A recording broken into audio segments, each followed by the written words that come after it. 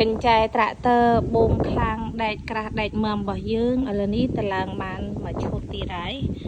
ដោយបជាចឹងណាបងគឺយើងមិនមែនបដោតទៅលើដែកក្រាស់ដែកមមតែប៉ុណ្្នឹងទេយើងបដោតលើតឡើងបូមខ្លាំងណាបងណាចានេះបើបូមអត់ខ្លាំងដោយការផ្សាយទេគឺយើងដូរវ៉ាន់ជូនថ្មីណាបងចានេះក្រាស់មមបូមខ្លាំងគឺមាននៅទីនេះចាមិនបដោតតែបូមខ្លាំងតែកញ្ចែត្រាក់ទ័រទេកញ្ចែគោយន្តមកតាកន្លះពីទឹកកន្លះគឺយើងបដោតក្រាស់មមឲ្យបូមខ្លាំងដូចគ្នាបងអានេះដងឡាកញ្ចែត្រាក់ទ័រយើងបាញ់ថ្នាំបានជាហៀងហើយដល់ម៉ោងបាយជាងសារ៉ាសិនហើយចាថ្ងៃនេះប្រហើយមកឈុតទៀតហើយចានេះកញ្ចែរបស់យើងក៏ទៅស្ងួតថ្នាំដែរចានេះខ្នាតទីទឹក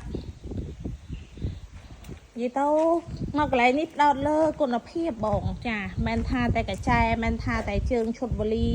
មិនថាតែដងឡាបមិនថាតែស្នូលក្នុងចាគឺយើងផ្ដោតលើដែកក្រាស់ដែកមមទាំងអស់អញ្ចឹងបងតែងទៅគឺធានានៅគុណភាពជូរណាបងណាចានេះបងមករកទិញដល់ទីតាំងផ្ទាល់ក៏បានដែរទីតាំងភូមិតឡំស្រុកមង្គលបុរីខេត្តបន្ទាយមានជ័យតែបជាបងទីតាំងបងប្អូននេះចាគឺថានៅនឹងកដាវាស្រែបងអត់មាននៅជិតផ្ទះអ្នកណាទេនៅនឹងកដាវាស្រែតែម្ដង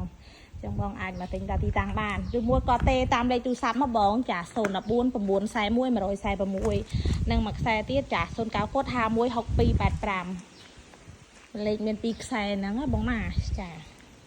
ជៀសវាងច្រឡំទីតាំងចាហើយនឹងពិបាករកទីតាំង